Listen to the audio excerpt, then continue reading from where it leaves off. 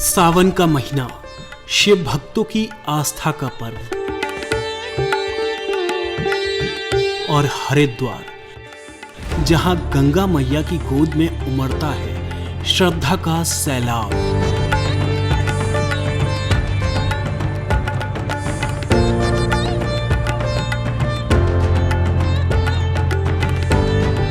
ये कोई साधारण यात्रा नहीं, ये है कावड़ यात्रा।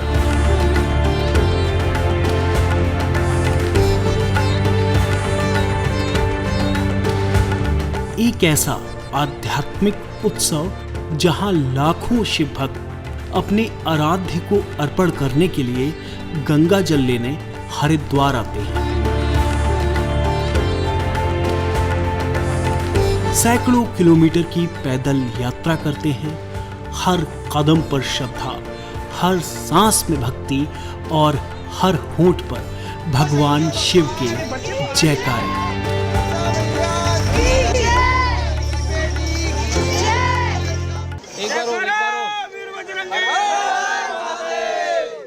भारत की सबसे विशाल धार्मिक यात्राओं में से एक है कावड़ यात्रा। हर साल करोड़ों शिव भक्तों को ये आकर्षित करती है और प्रमुख तौर पर हरिद्वार में होता है आस्था का संगम, साहस की परीक्षा और सेवा का उत्सव। नमस्कार, स्वागत है आपका संसद टीवी पर। मैं हूं नवविक्रम सिंह और आज अपने विशेष कार्यक्रम में आपको दिखाएंगे हरिद्वार से कावड़ यात्रा के बारे में। हरिद्वार का हृदय गंगा माता की गोद में बसा एक पावन स्थल, जहां हर सांस में बसता है अध्यात्म, जहां हर कदम पर महसूस होती है दिव्यता। ये है हर की पौड़ी, कावड़ यात्रा का सबसे पवित्र पड़ाव, हर की पौड़ी। यहां जब सूरज अस्त होता है और संध्या की आरती शुरू होती है तो ऐसा लगता है जैसे स्वयं देवता उतर आए हों।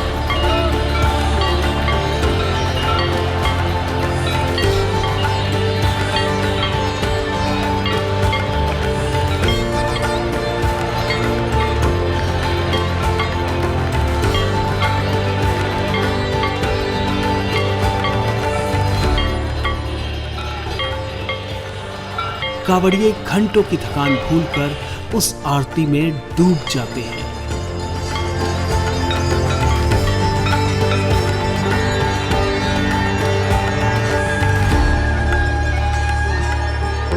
यही वो जगह है जहां गंगा जल भरने की परंपरा सदियों से निभाई जा रही है।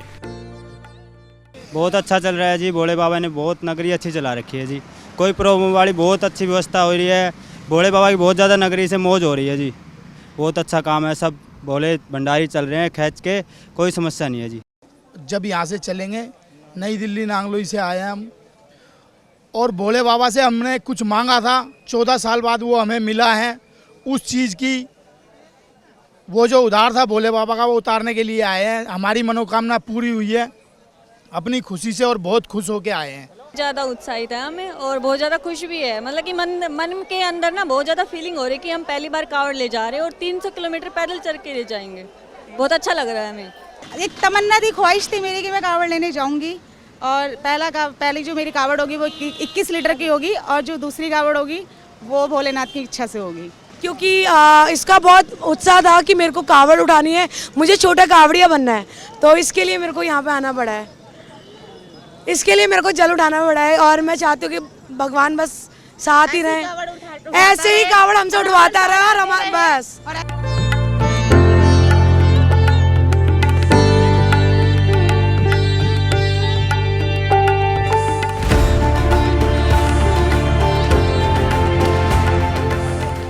कावड़ यात्रा के दौरान हरिद्वार एक मिनी भारत में बदल जाता है। कावड़ यात्रा श्रद्धा का प्रवाह है, लेकिन इसके पीछे चलता है सेवा का एक विशाल तंत्र।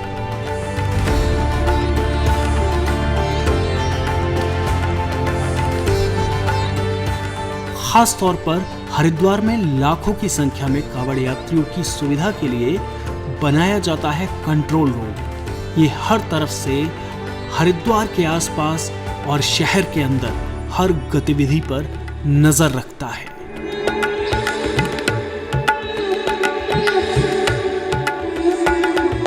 हमारे साथ मौजूद हैं मयूर दीक्षित जी, जो कि जिलाधिकारी हैं हरिद्वार के, साथ ही एसएसपी प्रमेंद्र सिंह डोभाल साहब। सर, स्वागत है आप दोनों का संसद। Thank you.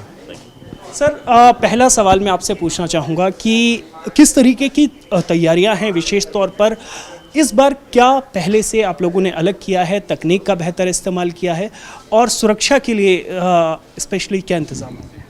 देखिए, पिछली बार की जो कांवड़ यात्राएं हुई हैं उसमें क्या क्या लेसन्स होंगे उसको ज़रूर इस बार इम्प्लीमेंट करने का प्रयास किया गया है। उसी हिसाब से जो ट्रैफिक प्लानिंग है वो की गई है। साथ ही सुविधाओं के लिए, ताकि कांवड़ यात्रियों को कोई भी दिक्कत का सामना न करना पड़े, उसके लिए विभिन्न तरीक़ों की एमिनिटीज़ को डेवलप किया गया है। और इसमें हमारे जो ऑनरेबल चीफ मिनिस्टर सर हैं उनके द्वारा एक ग्रीन एंड क्लीन कांवड़ यात्रा का एक मैसेज दिया गया है, जिसमें कि हमारी स्पेशल फोकस सफाई व्यवस्था पे भी रहेगा, क्योंकि कचरा काफ़ी भारी संख्या में जनरेट होता है कांवड़ मेले में, तो उसका रेगुलर उठान हो और वो प्रॉपर डिस्पोज हो, और हमारी जो गंगा नदी है उसमें कचरे का कोई भी ऐसा ना हो कि कचरा उसमें डाले या बहे जाए, तो उसको भी हम लोग इंश्योर कर रहे हैं कि कचरे की सफाई प्रॉपर हो। जी, सुरक्षा को लेकर स्पेशली मैं आपसे पूछना चाहूँगा डोभाल साहब, सुरक्षा के क्या इंतज़ाम है, और साथ ही संचालन भी बेहतर हो, यात्रियों को सहूलियत भी मिले, इसके लिए पुलिस प्रशासन ने क्या तैयारी की है? इस पूरे मेला क्षेत्र को पुलिस प्रबंधन के हिसाब से 16 सुपर जोन में हम लोगों ने डिवाइड किया है, जिसमें भीड़ नियंत्रण के साथ साथ ट्रैफिक नियंत्रण और ट्रैफिक पार्किंग होल्डिंग एरिया को भी सम्मिलित किया गया है। इसमें संपूर्ण मेला क्षेत्र में हमारे जो भी फोर्स लगा है, इसको मदद करने के लिए हमारी बीडीएस की करीब 6 टीमें, साथ में गोताखोर एसडीआरएफ की 6 टीमें लगी हैं, जो किसी भी प्रकार से कोई भी डूबने की स्थिति पर लगातार इस पर नज़र भी रखती हैं और उनको बचाते भी हैं। पिछले साल करीब 217 से ऊपर लोग बचाए गए थे, जो पुलिस के द्वारा बचाए गए थे। इस बार भी ये प्रक्रिया लगातार चालू है। इसके साथ ही भीड़ प्रबंधन को लेके जो हमारा फोर्स है उसको लगातार ब्रीफिंग की जाती है। जो महत्वपूर्ण हमारे स्थल हैं, खासकर जो हर की पैड़ी है इसके पास मालवीय द्वीप, सुभाष घाट और मनसा देवी जो महत्वपूर्ण क्षेत्र है, उसके जो भीड़ प्रबंधन है सबको एक अलग अलग तरीके से हम लोगों ने आइडेंटिफाई किया है। वहाँ पर फोर्स का जो ब्रीफिंग है उसको प्रॉपर तरीके से किया गया है, उसका संचालन को एक अलग तरीके से अलग मोड पर दिया गया है। इसके साथ ही ट्रैफिक रेगुलेशन एक बहुत महत्वपूर्ण हो जाता है, इसमें कांवड़ यात्रीगण को शुरुआती दिनों में कांवड़ पटरी पर चलाने पर भी जोर रहता है। उसके लिए भी प्रॉपर फोर्स को लगातार ब्रीफ किया गया है, ताकि आपसी सहयोग से, कांवड़ यात्रियों के आपसी सहयोग से ही इस ड्यूटी को अच्छे तरीके से परफॉर्म किया जाए।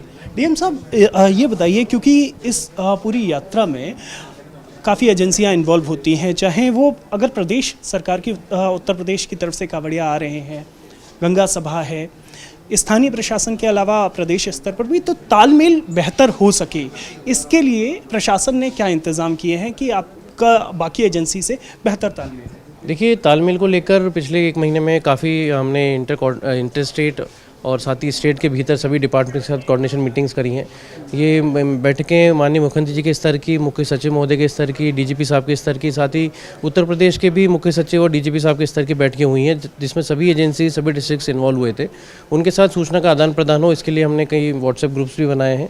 ईमेल्स के माध्यम से, CCTVs के माध्यम से रेगुलर हम लोग अपडेट्स लेते हैं और देते हैं। तो कोऑर्डिनेशन एक बहुत बड़ा चैलेंज रहता है। आने वाले टाइम में और भी इम्प्रूव होगा ये जो हमारा कोऑर्डिनेशन है, क्योंकि रेलवेज़, रोडवेज़ और जो हमारी इंटेलिजेंस एजेंसीज है उनके भी इनपुट्स हमको मिलेंगे।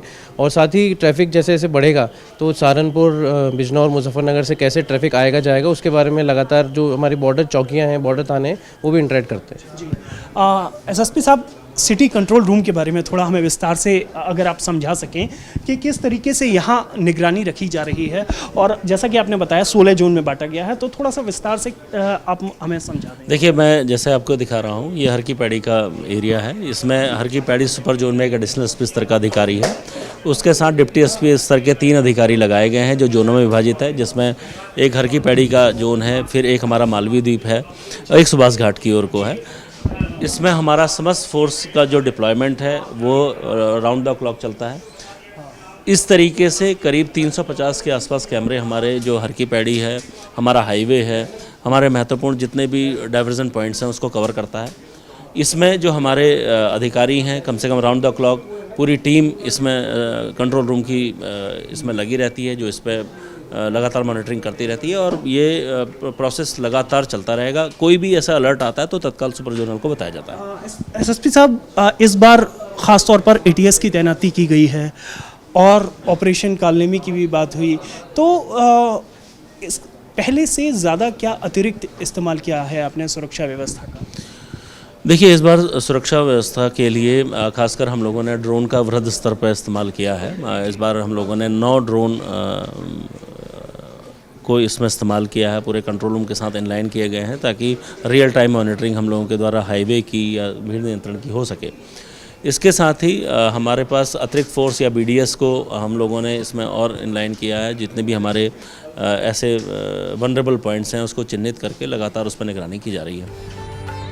ये यात्रा सिर्फ भक्ति की नहीं, सेवा और सहयोग की मिसाल भी है। प्रशासन की कोशिश होती है कि कांवड़ यात्रियों को हर संभव मदद मुहैया कराई जाए।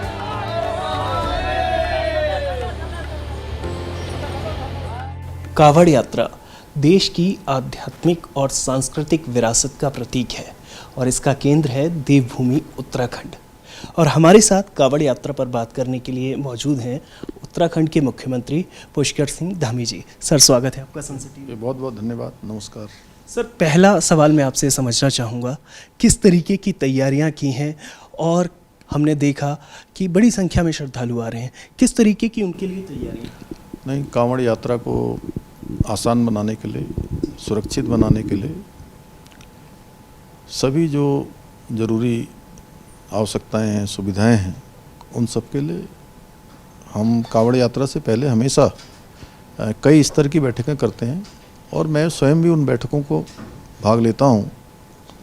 इंटर स्टेट मीटिंग होती है जिसमें यात्रा किस प्रकार से संचालित होंगे, कौन से रूट बनेंगे, घाटों की स्थिति क्या होगी, पेयजल की व्यवस्था कैसी होगी, बिजली और स्वास्थ्य सेवाएं, परिवहन, सुरक्षा व्यवस्थाएं, इन सभी पर बात करते हैं। और जो ट्रैफिक है उस ट्रैफिक को किस तरह से अलग अलग जगह से मोड़ना है, अलग अलग जगह नई ट्रैफिक प्लान बनाना है। और आजकल जो अत्यधिक भीड़ भाड़ वाले इलाके हैं जहाँ ज़्यादा फुटफॉल है वहाँ पर ड्रोन है और हमारे सीसीटीवी हैं, उन सभी को एक्टिवेट करके और सभी जो धार्मिक संस्थाओं के लोग हैं, पूज्य संतगण हैं और हमारे व्यापार सभा के लोग, जनप्रतिनिधिगण, रास्ते रास्ते से जो लोग हमारे व्यापारी लोग हैं, सभी को हम इस बैठक में बुलाते हैं और अच्छी तैयारी की गई है। यात्रा ऐतिहासिक होगी और सबकी शुद्धता का भी पूरी तरह से प्रबंध किया गया है कि शुद्ध भोजन मिले, कोई संदिग्ध व्यक्ति न घूमे और जो धार्मिक आस्थाओं को ठेस पहुंचाते हैं उन सब के खिलाफ एक अभियान भी आज चलाया जा रहा है यहाँ पर। उसी अभियान के बारे में समझना चाहेंगे। मुख्यमंत्री जी, ऑपरेशन कालनेमी अपने आप में इतना इस समय चर्चा में है और ख़ास तौर पर हम देख रहे हैं कि बीते दिनों में कई संदिग्ध लोगों को जो गिरफ्तार भी किया गया है, हिरासत में भी लिया गया है। तो इस ऑपरेशन कालनेमी के बारे में थोड़ा हमारे दर्शकों को विस्तार से बताइए। देखिए, ऑपरेशन कालनेमी ये उन छद्म वेश में रहने वाले लोग, धार्मिक आस्थाओं को ठेस पहुंचाने वाले, अपनी पहचान छुपा कर रहने वाले, संदिग्ध अवस्थाओं में अनेक गतिविधियों को संचालित करने वाले और सनातन का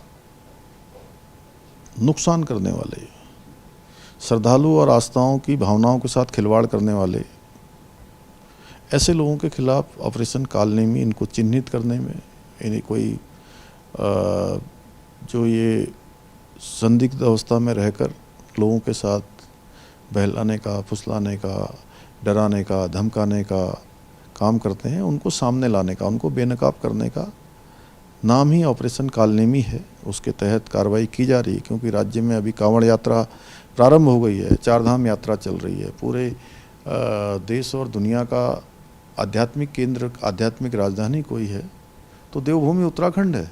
इसलिए यहाँ आने वाले हर एक श्रद्धालु के मन में ये भाव रहना चाहिए कि यहाँ पर किसी भी प्रकार की संदिग्ध गतिविधियाँ नहीं होंगी, कोई भी जो है गलत काम नहीं होगा, कोई भी जो है वेश बदल के छद्मधारी यहाँ पर धार्मिक आस्थाओं को ठेस नहीं पहुँचाएंगे। निश्चित तौर पर पाखंडियों को के लिए एक बड़ा संदेश दिया है आपने ऑपरेशन कालनेमी के ज़रिए।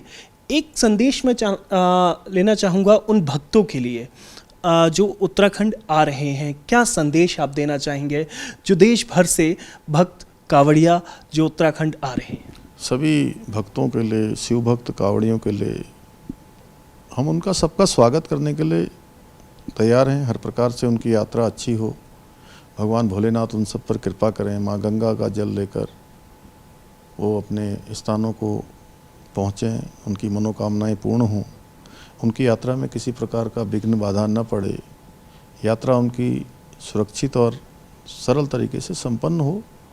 इसके साथ साथ मैं ये भी अपील करता हूँ सभी शिव भक्त कावड़ियों से कि हम आपका स्वागत कर रहे हैं। यात्रा के नियम हैं और हमारे पूर्वजों ने बनाए हैं, और कोई भी धार्मिक यात्रा करने का पुण्य तभी प्राप्त होता है जब हम विधि विधान से नियम पूर्वक उन बनाए हुए नियमों का पालन करते हैं जो यात्रा के नियम हैं, और हमारी यात्रा से किसी को परेशानी भी न हो। हमें कोई ऐसा काम भी नहीं करना है कि जिससे अन्य लोगों को परेशानियों का सामना करना पड़े। सभी शिव भक्त कावड़िए माँ गंगा के भी भक्त हैं, महादेव के भी भक्त हैं, निश्चित रूप से सभी यात्रा नियमों का पालन भी करेंगे। निश्चित तौर पर आप देख सकते हैं कि कावड़ियों की हो या फिर भक्तों की हो, जो भी शिव भक्त आ रहे हैं उत्तराखंड, उनकी यात्रा को सुविधाजनक और सुरक्षित बनाने के लिए उत्तराखंड सरकार ने विशेष कदम उठाए हैं। कैमरामैन नीलेश और साथी भरतवीर के साथ मैं नवविक्रम सिंह, संसद टीवी, देहरादून। हरिद्वार आने वाले कावड़ियों की सुविधा के लिए प्रशासन के अलावा स्वयंसेवी संगठन, धार्मिक ट्रस्ट और स्थानीय लोग मिलकर एक अद्भुत व्यवस्था खड़ी करते हैं।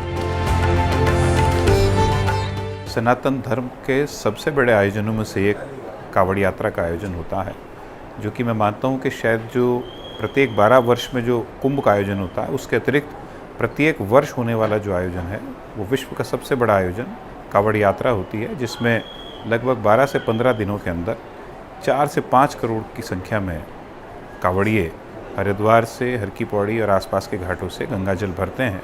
अगर हम इस संख्या की बात करें तो शायद बहुत सारे यूरोप और अफ्रीका के देशों की जनसंख्या मिलाकर इतनी नहीं होगी जितने 15 दिनों के अंदर हरिद्वार से कावड़िए जल भरते हैं। तो अपने आप में इस व्यवस्था को बनाना, इतनी बड़ी संख्या में कावड़ियों और श्रद्धालुओं के लिए व्यवस्थाएं करना एक बड़ी चुनौती होती है किसी भी व्यवस्था के लिए, चाहे वो प्रशासन हो, चाहे वो पुलिस प्रशासन हो, और हर की पौड़ी पर हम श्री गंगा सभा के माध्यम से जो व्यवस्था करते हैं। और इतनी बड़ी व्यवस्था कभी भी अकेले नहीं होती है। सारी जो स्टेक होल्डर्स हैं, जो भी, चाहे पुलिस प्रशासन हो, जिला प्रशासन हो, नगर निगम हो और हर की पौड़ी पर श्री गंगा सभा हो, आपस में कोऑर्डिनेशन, एक सामंजस्य बिठाकर इन सभी व्यवस्थाओं को किया जाता है। इस यात्रा की खास बात है, इसमें उम्र या वर्ग का भेद नहीं। पुरुष, महिलाएं, बच्चे सब एक ही जोश और श्रद्धा से जुड़ते हैं।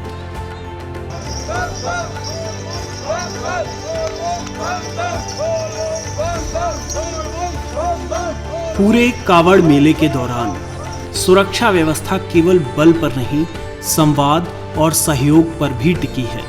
पुलिस लगातार श्रद्धालुओं से संवाद करती है, उनकी समस्याएं सुनती है और समाधान देती है। किस तरीके की तैयारी की गई है विशेष तौर पर सुरक्षा के पुख्ता इंतजामों के लिए? देखिए, आप जैसा जानते हैं जिस तरह का सुरक्षा परिदृश्य है, तो इतने वृहद स्तर का जो धार्मिक आयोजन है वो अपने आप में उसकी एक सुरक्षा की दृष्टि से वो संवेदनशील हो जाता है। और इस चीज़ को ध्यान में रखते हुए हम लोग ने न केवल इस महत्वपूर्ण यात्रा के संचालन, उसके यातायात प्रबंधन, उससे रिलेटेड जो भीड़ प्रबंधन है उस पे तो ध्यान पूरा रहा ही है, बट सुरक्षा की दृष्टि से एक व्यापक कार्य योजना बनाई गई है। इसमें सीमावर्ती राज्यों से, केंद्रीय एजेंसी से लगातार जो हमें इनपुट्स प्राप्त हो रहे हैं, उनसे लगातार समन्वय करके जो हमारा एक योजना है उसको हमने कार्यरूप दिया है। भारी संख्या में इसमें प्रदेश का पुलिस बल, केंद्रीय पैरामिलिट्री फोर्सेस, हमारे राज्य की जो पीएसी है, इसके अलावा एसडीआरएफ की टीम्स और अभिसूचना की, एसटीएफ की, सोशल मीडिया पे हमारी बहुत पैनी नज़र रहेगी।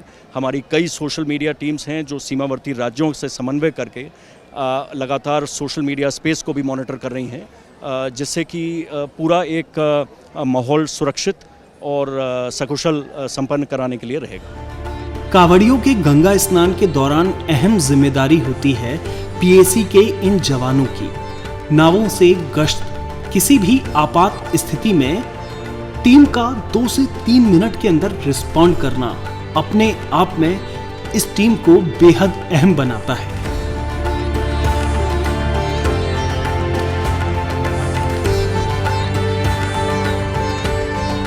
हरिद्वार में इन घाटों की सुरक्षा और किसी भी श्रद्धालु को कोई तकलीफ ना हो, इसकी सुरक्षा की जिम्मेदारी में अहम भूमिका निभा रही है 40वीं वाहिनी पीएसी। और मेरे साथ कुछ साथी मौजूद हैं जो कि इन घाटों पर लगातार निगरानी कर रहे हैं। अपना शुभ नाम बता दीजिए।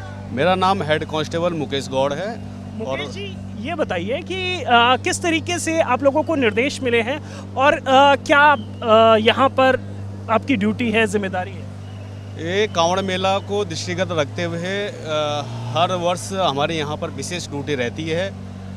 यहाँ पर जैसे कांवड़ जैसे महापर्वों पर श्रद्धालु बड़ी मात्रा में आते हैं और डूबने की आशंका यहाँ पर लगातार बनी रहती है, तो हमारी 2 रेस्क्यू बोट हैं जो दिन और रात यहाँ पर ड्यूटी कर रही हैं। और 2 दिन के इस कांवड़ मेले में अभी हमने लगभग 15 से 20 श्रद्धालुओं को सकुशल बचाया है बड़ी मुश्किल से, और बड़ी तत्परता के साथ हमारी टीम यहाँ पर कार्य कर रही है। सन 2003 से हमारा यह दल का गठन हुआ था उत्तराखंड बनने के बाद, और तब से यह दल लगातार अपनी सेवा दे रही है और अनेक ऐसे हजारों रेस्क्यू हमारे दल ने किया है और इसी कार्य को हम निरंतर कर रहे हैं। अच्छा, ये बताइए कि आमतौर पर श्रद्धालुओं को समझाने का भी काम आप लोग करते हैं, हमने देखा, तो श्रद्धालुओं को उस मुख्य धारा में वापस ना जाएं, क्योंकि प्रशासन ने इंतज़ाम किए हैं, बैरिकेडिंग की है, जंजीरें लगाई हैं, तो आप लोग क्या उन्हें समझाते हैं कि इससे आगे नहीं जाना है या फिर किस तरीके से निर्देशित किया जाए? देखिए, हम यहाँ पर जो मोटर बोट की पेट्रोलिंग लगातार होती है और लगातार हम उनको निर्देश करते हैं कि गंगा जी का बहाव तेज़ है, पहाड़ों में लगातार बारिश होने के कारण जल स्तर में बढ़ोतरी हो जाती है, जिस कारण यहाँ पर डूबने की आशंका बनी रहती है। जो बाहर से जो श्रद्धालुगण यात्रीगण आते हैं उनको यहाँ के जल के स्तर का पता नहीं रहता है और वो यहाँ पर दुर्घटना के शिकार हो जाते हैं। इस दुर्घटना से बचाने के लिए हम लगातार प्रयासरत हैं और उनको बार बार जागरूक करते हैं। मोटर बोट से हमारी पेट्रोलिंग चलती रहती है और वैसे भी मोबाइल पार्टी हमारी जो रेस्क्यू टीम है वो लगातार करती रहती है और श्रद्धालुओं को बचाने में हम अहम अपना योगदान दे रहे हैं। अच्छा, एक आखिरी सवाल आपसे और समझना चाहूँगा, क्या प्रमुख निर्देश मिले हैं कि सबसे पहले क्विक एक्शन जो करना है, आपके जो आला अधिकारी हैं उनकी तरफ से क्या निर्देश मिले हैं? आला अधिकारी का यही निर्देश है कि आप तत्परता के साथ ड्यूटी करिए और हमेशा अधिकारियों के आदेशों के हम पालन कर रहे हैं और जो भी हम यहाँ पे श्रद्धालुओं को बचा रहे हैं उनकी रिपोर्ट हम अपने उच्च अधिकारियों को दे रहे हैं और हमेशा हमारे अधिकारियों का बड़ा सहयोग रहता है। उन्हीं के सहयोग से हम बहुत अच्छे अपने कर्तव्यों का निर्वहन कर रहे हैं। शुक्रिया हमसे बात करने के लिए। तो आप देख सकते हैं, मैं कहूँगा एक बार जो पूरी टीम है, एक बार अपने कैमरा पर्सन साथी से दिखाएं कि किस तरीके से लगातार निगरानी और चौकसी रहती है यहाँ पर। और सबसे विशेष बात अगर हम कहें कि 40वीं वाहिनी पीएसी एक बड़ा गौरवशाली इतिहास रहा है। आपदा की किसी भी घड़ी में निश्चित तौर पर इन जवानों का एक बहुत महत्वपूर्ण योगदान रहा है राहत और बचाव में।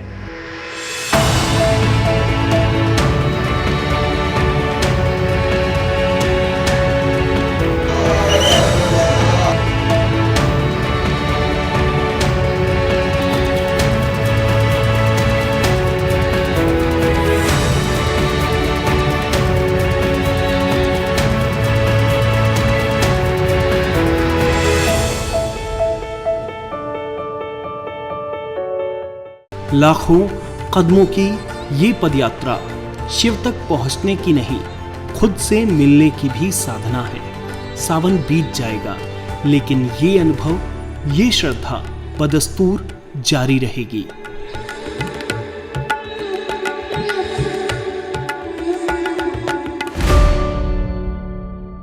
कावड़ सिर्फ यात्रा नहीं है, ये एक तप है, शिव के प्रति समर्पण की पराकाष्ठा है। हमारे इस कार्यक्रम में इतना ही। आप हमारा ये कार्यक्रम संसद टीवी के YouTube चैनल पर भी देख सकते हैं। मुझे, मेरे साथी कैमरा पर्सन नीलेश पांडे और साथी भरतवीर को दीजिए इजाज़त। आप देखते रहिए संसद टीवी।